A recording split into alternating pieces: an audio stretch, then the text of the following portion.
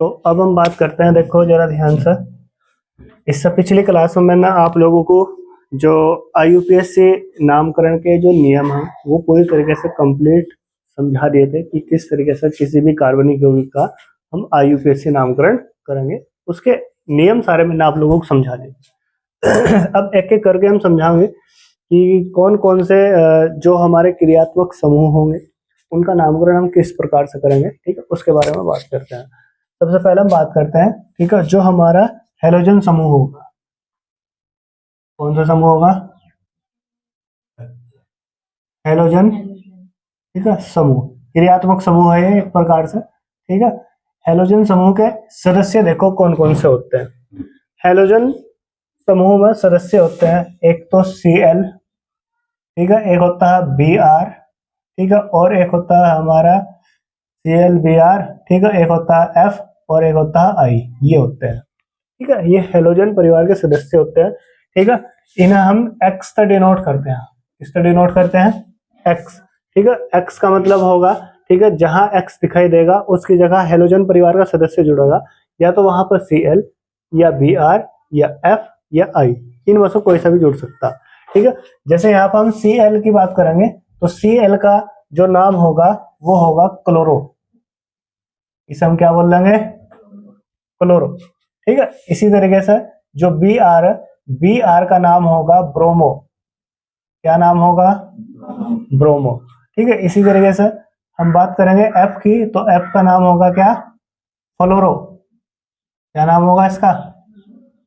फ्लोरो, ठीक है। और इसी तरीके से यहाँ पर दिख रहा I का नाम होगा आइडो। क्या होगा? आइडो, ठीक है। क्लोरो, ब्रोमो, फ्लोरो, आइडो, ठीक है। अगर ये किसी भी कार्बनिक यौगिक में जुड़ रहे तो इनका नाम इस तरीके से लिखा जाएगा क्रियात्मक समूह के रूप में, ठीक है। जैसे मैं कुछ एग्जांपल देता हूं आप लोगों को, समझो जरा ध्यान से। जैसे हमने एक कार्बनिक यौगिक लिया, मैंने कहा यहाँ पर CH3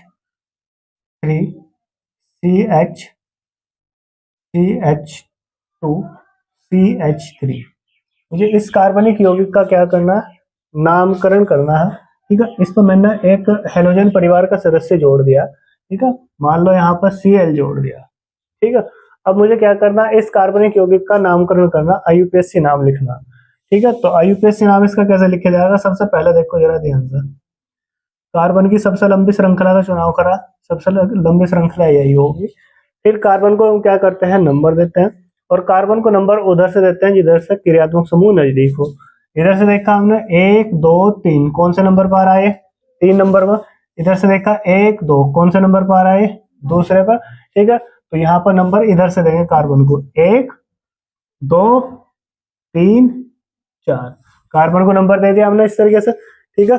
जब हमने कार्बन को नंबर दे दिया, इसके बाद हम क्या करते हैं? इनका नामकरण करेंगे, ठीक है। जब नामकरण करेंगे तो नामकरण करने के लिए सबसे पहले हम क्या लिखते हैं?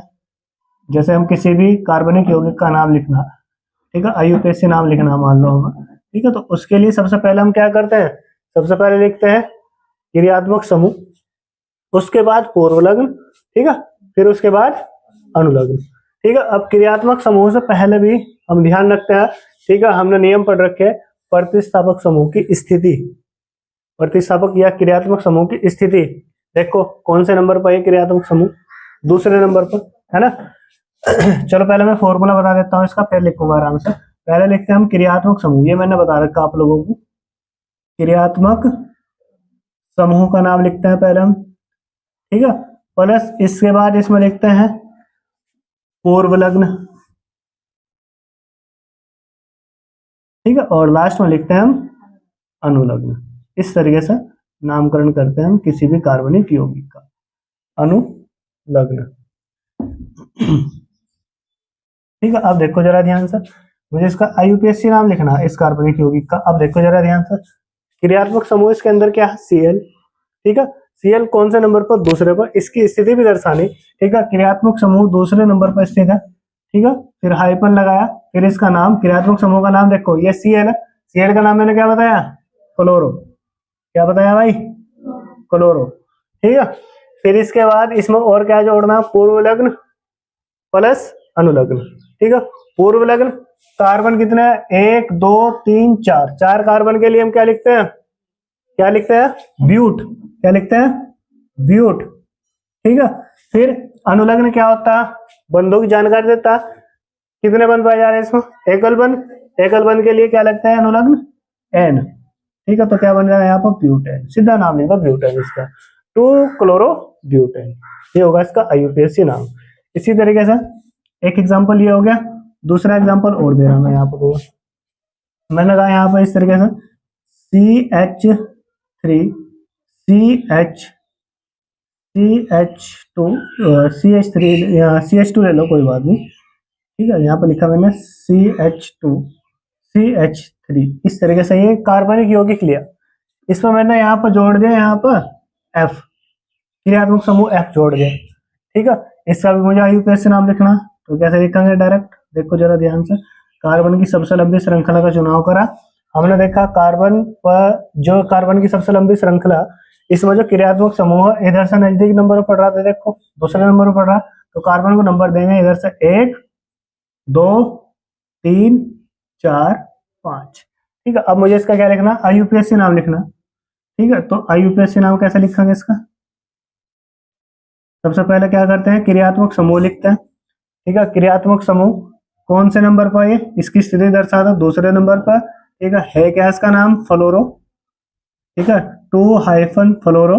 ठीक है, कितने कार्बन है टोटल, 5, 5 के लिए पेंट और सिंगल बॉन्ड के लिए एन। ठीक है, तो क्या बन जाएगा, पेंटेन, ये होगा इसका नाम।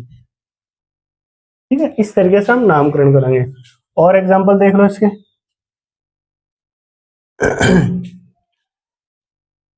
जैसे मैंने क्या करा, यहाँ पर एक एग्जांपल और देखता हूँ।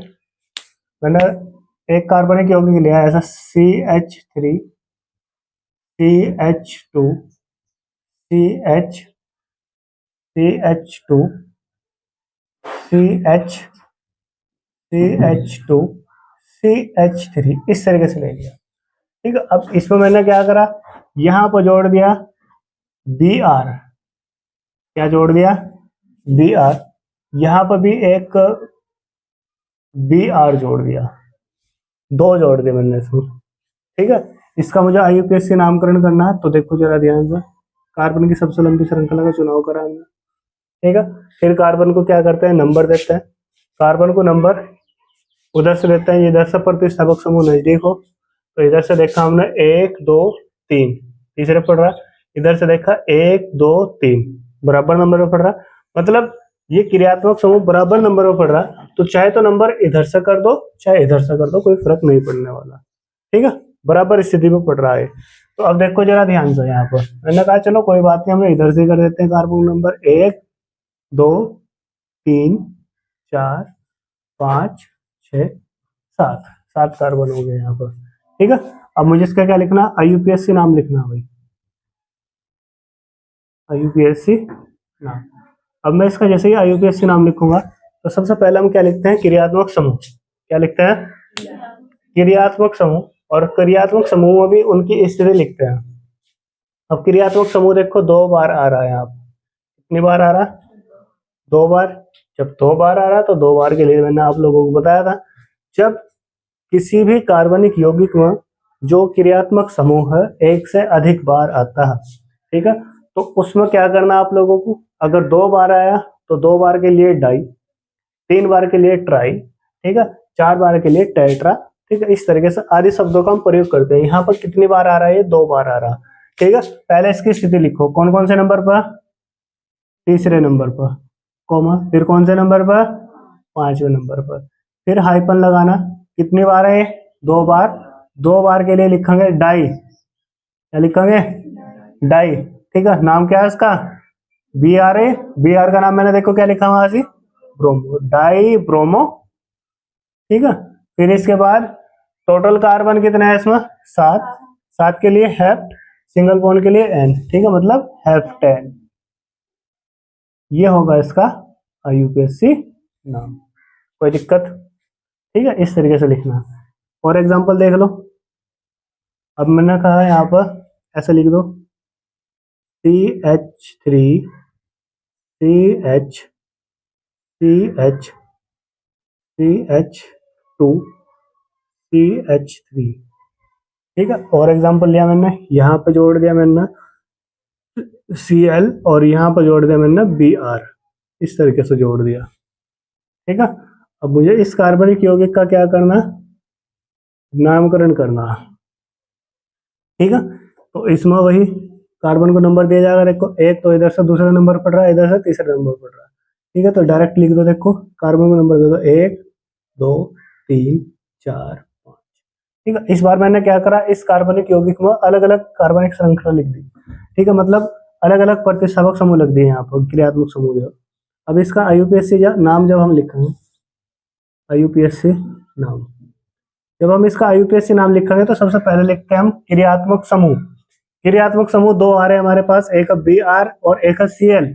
हमारे सामने समस्या खड़ी होगी कि बी आर का नाम पहले लिखा या Cl का, ठीक है। तो इसके लिए मैंने आप लोगों को नियम बताया था, जब आप लोगों के पास किसी भी कार्बनिक यौगिक में एक से अधिक प्रकार के कार्बनिक यौगिक आएंगे, मतलब क्रियात्मक समूह आएंगे, ठीक है, तो उसके लिए आप लोग क्या करते थे, मैंने बताया था, उसके लिए आप लोग अंग्रेजी वर्णमाला का प्रयोग करते थे, उसके क्रम के अनुसार ही उनका नामकरण करते थे। जैसे यहाँ पर देखो, जो क्लोरो है, क्लोरो बनेगा शीत और ब्रोमो बनेगा 20, ठीक है।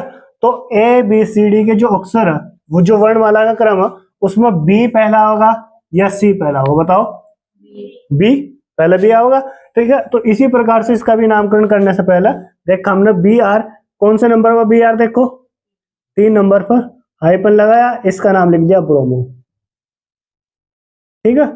फिर इसके बाद फिर हाइपन लगाओ, अगला इसके बाद बी के बाद क्या होगा, सी, देखो सी पर यहाँ पर क्लोरो, कौन से नंबर पर, दूसरे पर हाइपन लगाया, इसका नाम लिख दिया क्लोरो, ठीक है। फिर लास्ट में देखा टोटल कार्बन कितने हैं, 5, 5 के लिए पेंट और सिंगल बॉन्ड के लिए एन, ठीक है। सीधा नाम इसका क्या बन जाएगा, पेंटेन, ठीक है। तो इसका यूपीएससी नाम क्या होगा, 3 ब्रोमो 2 क्लोरो पेंटेन, इस तरीके से यूपीएससी नामकरण हम करेंगे, ठीक है। एक एग्जांपल और समझो, ठीक है, देखो जरा ध्यान से।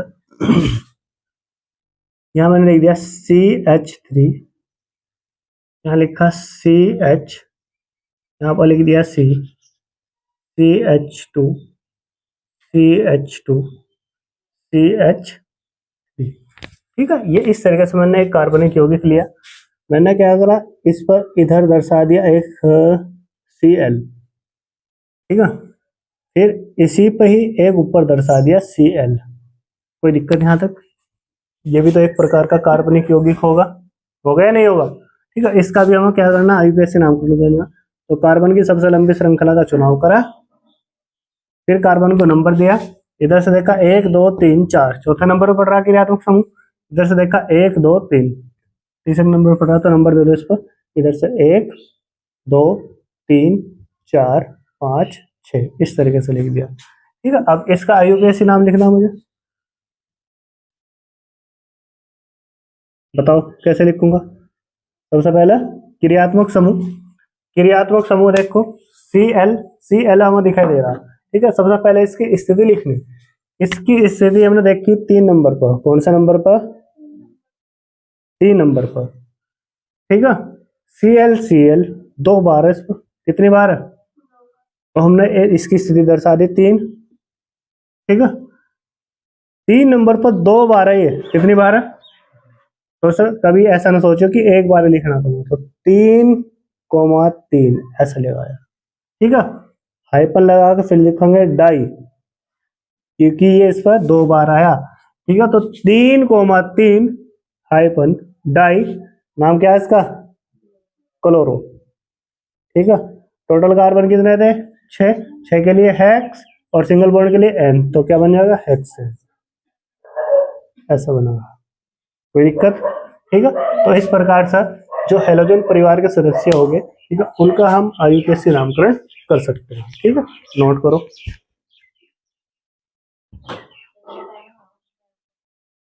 तो अब हम बात करते हैं, देखो भाई, अल्कोहल समूह की, ठीक है। अल्कोहल क्या होता है, ठीक है।